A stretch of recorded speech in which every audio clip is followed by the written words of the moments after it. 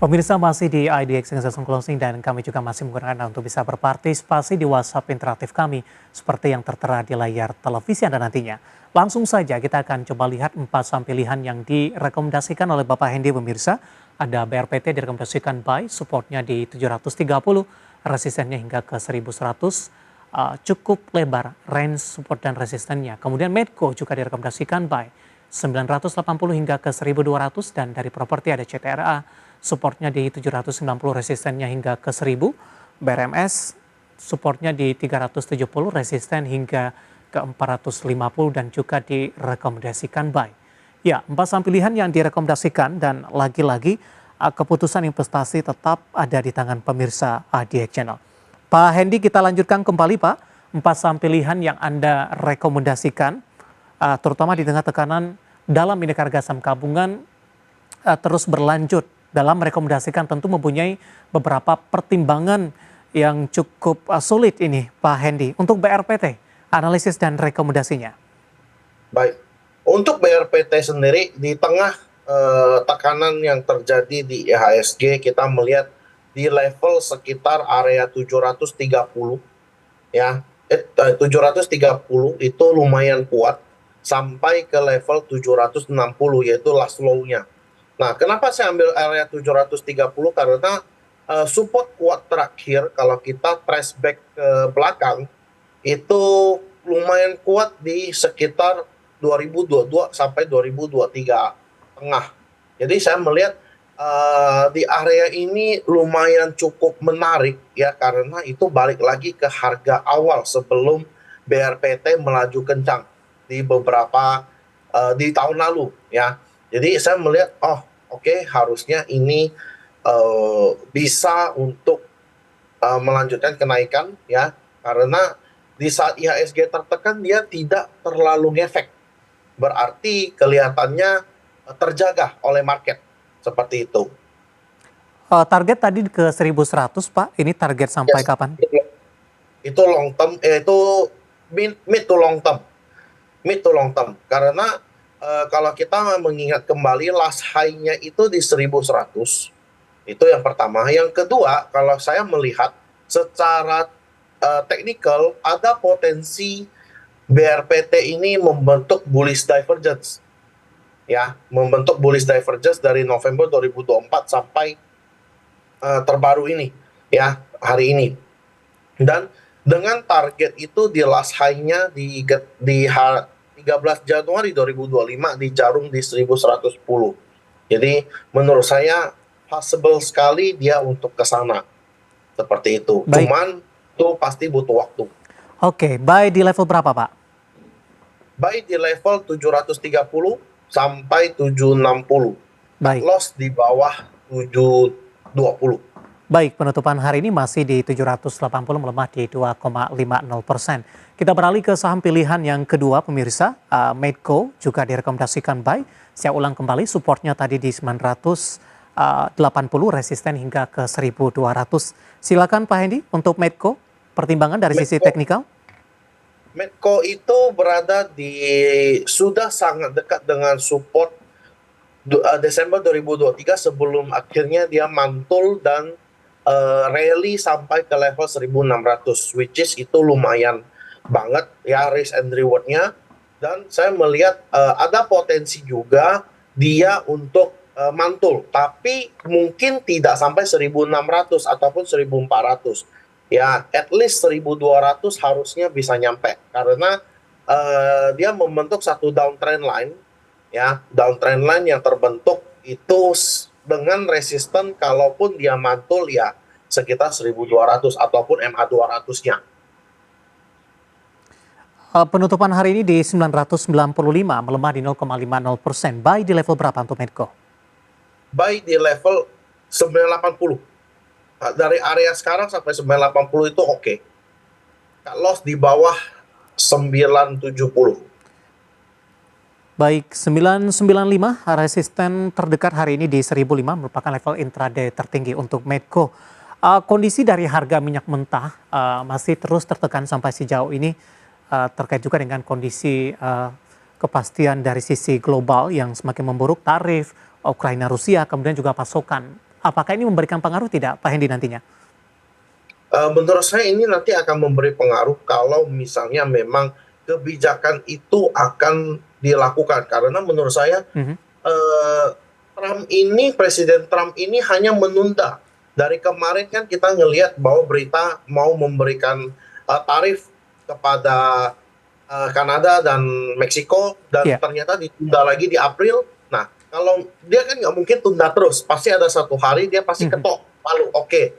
Nah, ketika itu saya rasa di saat itulah menurut saya oil harusnya mungkin bisa naik ya. Baik.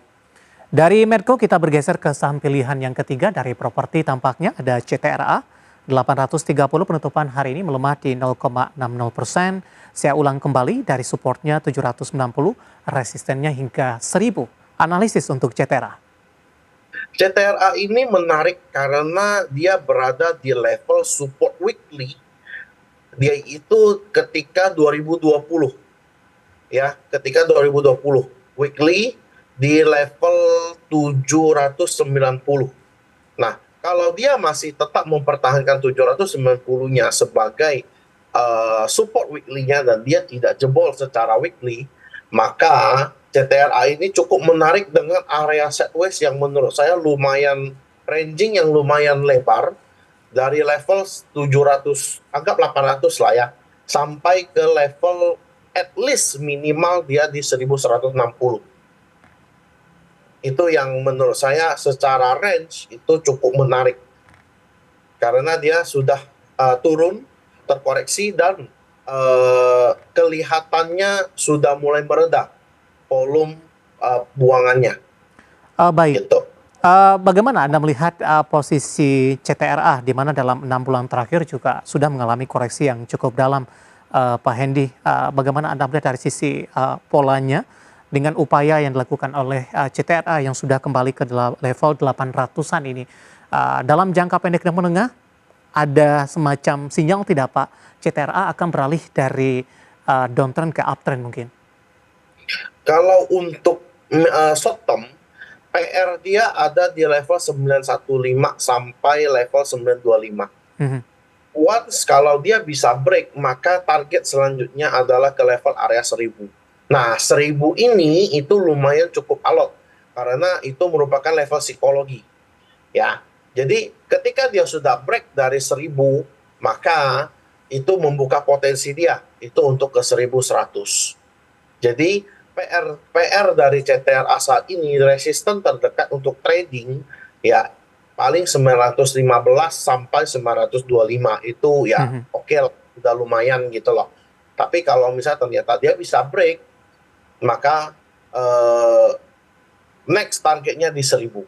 Itu target terdekat dulu. Baik, penutupan hari ini di 830 melemah di 0,60% pemirsa. Di mana secara seminggu terakhir CTRA memang lebih cenderung tertekan, 820 intraday terendah dalam sepekan terakhir. Dari CTRA kita bergeser ke saham pilihan yang terakhir, di mana juga direkomendasikan buy. Untuk saham pilihan yang terakhir ada saham BRMS ini. Dari barang baku juga direkomendasikan buy. Supportnya di 370, resistennya hingga ke 450. Pergerakan BRMS posisinya dalam sepekan terakhir, Pak Hendy, ini juga fluktuasinya juga cukup signifikan, sempat tertekan ke 368, meskipun rata-rata tertekan dalam sepekan terakhir, namun level 300-an tampaknya masih mampu dipertahankan. Analisis Anda untuk BRMS? Baik. Ini kemarin pada saat dia sudah rally di tanggal 20 Februari, rally sampai 452 dan kemudian saat ini terkoreksi dan menurut saya terkoreksinya itu masih di dalam support dengan volume yang kecil ya. Jadi sehingga menurut saya untuk BRMS ini sendiri ini pun masih menarik kalaupun ternyata dia turun ke area level 326 ya, karena setiap di area 326 itu pasti BRMS-nya pantau.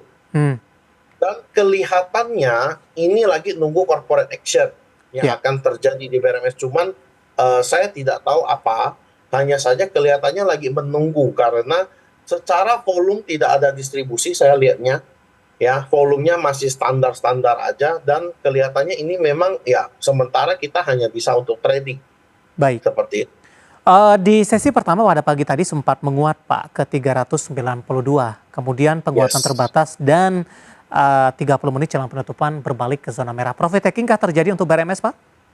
Yes, ini memang hal yang lumrah banget karena dia eh, ketika dia turun terkoreksi dari hari Selasa itu kan lowest-nya itu di sekitar level 366. 366 ke 390 kalau bagi orang-orang yang trading itu 56% itu di market saat ini tuh sudah bagus banget. Mhm. Ya, jadi ketika hari Jumat ya wajar banget kalau orang melakukan profit taking seperti itu, Pak Dev. Ya, bagi yang melakukan profit taking dan ingin buyback kembali untuk BRMS, Baik, untuk BRMS buyback itu di dua area. Itu yang pertama di 356, yang kedua itu di level 326 sampai 336. Jadi tunggu di dua area itu, stop loss kalau dia breakdown dari 320. baik, analisis empat saham pilihan yang direkomendasikan pemirsa, terutama di tengah pelemahan dalam indeks harga saham gabungan, tadi sudah disampaikan ada BRPT, Medco, CTRA, dan juga ada BRMS. Dan lagi-lagi keputusan investasi tetap ada di tangan pemirsa IDX Channel. Baik Pak Hendy, kita hold kembali terlebih dahulu Pak. Saya akan coba sampaikan update perdagangan di penutupan sesi kedua hari ini, terutama dari posisi penutupan indeks harga saham gabungan. Dan pemirsa, indeks harga saham gabungan di penutupan sesi kedua hari ini masih melemah dalam di 1,98%. Dan indeks harga saham gabungan ditutup di level 6.515,631, melemah di 1,98%. Di catatannya adalah level penutupan ini tidak berbeda jauh dengan level terendah yang disentuh di sepanjang perdagangan hari ini, tepatnya di 6.514,692. Secara intraday pemirsa, dibuka flat pada pagi tadi di 6.647,417. Beberapa menit pasca pembukaan, indeks harga saham gabungan sempat bergerak di zona hijau di 6.653,321. Namun posisi ini tidak berlangsung lama. Indeks harga saham gabungan berbalik arah ke zona merah hingga tekanan dalam terjadi di sesi kedua hingga beberapa menit jelang penutupan di sesi kedua hari ini. Beberapa data yang berhasil dihimpun oleh tim redaksi kami, langsung saja kita ke grafis yang pertama. Posisi MNC 36 melemah di 1,32%, Jakarta Islamic Index melemah di 1,87%, LQ45 melemah di 1,53%. Ke grafis selanjutnya, rotasi pergerakan sektoral pemirsa. Konsumsi non-primer tampaknya berupaya berbalik ke zona merah, menguat di 0,67%. Kemudian teknologi melemah di 12,71%, kesehatan juga melemah di 1,16%, konsumsi primer juga melemah di 1,3%. Kita beralih ke saham-saham selanjutnya, saham-saham yang hari ini tetap melaju kencang di tengah posisi pelemahan indeks harga saham gabungan. Ada KICI ditutup menguat di 152, SMIL menguat di 432, MSCI juga menguat signifikan di 940 dan taksi juga menguat di 12,50%. Ya, di harga Rp9. Grafis selanjutnya top loser.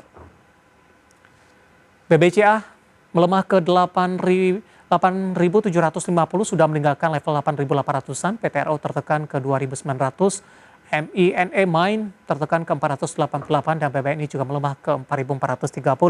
Updatean penutupan perdagangan di sesi kedua hari ini dan semoga bisa menjadi referensi untuk Anda, terutama dalam menghadapi perdagangan di minggu depan.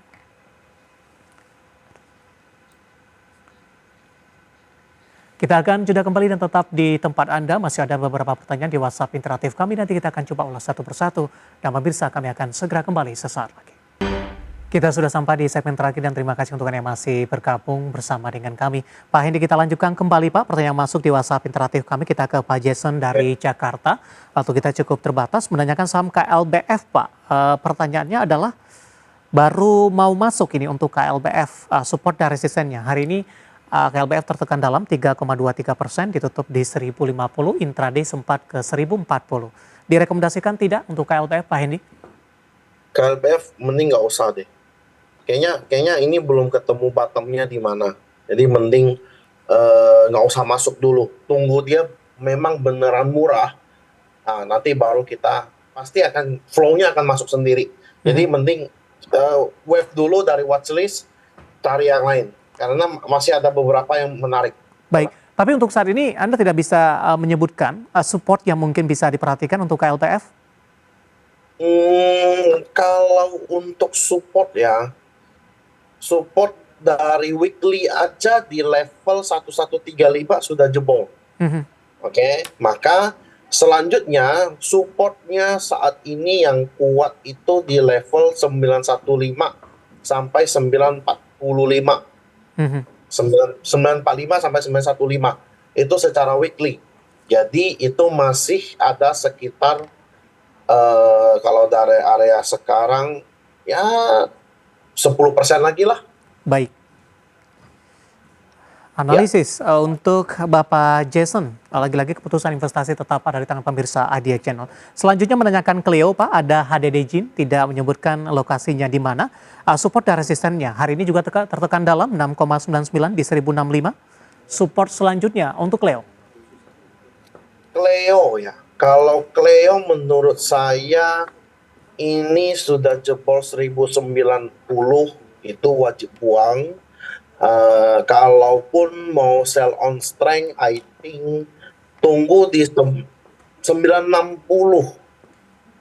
970, 960. Itu ada satu support minor yang ya maybe semoga bisa mantul untuk sell on strength. Baik. Jadi dengan resistennya itu di 1090 sampai 1115 itu bisa kesempatan untuk sell on strength di sana. Baik, ke Ibu Sylvia dari Magelang, Pak, menanyakan saham Dimas, Pak, DMAS, nyangkutnya cukup jauh, mungkin di harga lama ini di 175, Pak. Bagaimana rekomendasinya? 175. Iya. Kalau Dimas ini sebentar, ini kalau Dimas ini masih downtrend, itu yang pertama. Dia harus break dulu dari level 141. Itu pun maksimal bisa sell on strength di 154 di MA 200 menurut saya. Ya 154, 160 lah, offset sedikit lah. Ya, jadi itu bisa dilakukan kalau dia memang ada sempat naik sampai sana dengan catatan dia break dari 141, ya dia ke sana itu bisa kesempatan Bu untuk bisa sell on strength dulu karena momentumnya lagi nggak ada di sini. Baik, paling tidak juga meminimalkan kerugian yang terjadi ini. Baik, tidak menyebutkan nama dan lokasi, menanyakan Telkom, Pak, nyangkut di 2.600. Telkom ini sebenarnya 2.600 ya. Ini lagi dekat support ya, kalau kamu mau average itu boleh 2.300 sorry 2.300 sampai 2.380 itu menarik ya, dengan resisten di kamu bisa sell on strength di level 2670 sampai 2670 sampai 2780. Ya. Nah, jadi untuk area sekarang ya masih menarik menurut saya karena IHSG yang seperti itu, tapi dia terus tertahan di level 2350, 2300-nya. Baik, analisis untuk Telkom penutupan hari ini di 2420 melemah di 0,41%. Sebenarnya masih ada beberapa pertanyaan lain, kami mohon maaf waktu sudah cukup terbatas dan silakan bergabung bersama kami kembali di waktu dan di program sama di perdagangan di minggu depan. Pak Hendy, terima kasih juga sudah berpartisipasi. Sehat selalu, Pak. Thank you, sehat-sehat juga Pak Dev. Baik, terima kasih ada Bapak Dharma Putra Hendy Santoso selaku Brand Manager CUC Sekuritas Sudirman. Dan pemirsa jangan lupa saksikan program Prime Market Highlight yang akan tayang pada pukul 20 waktu Indonesia Barat. Karena urusan masa depan harus terdepan, aku investor saham, saya David San Oval pamit undur diri. Sampai berjumpa kembali.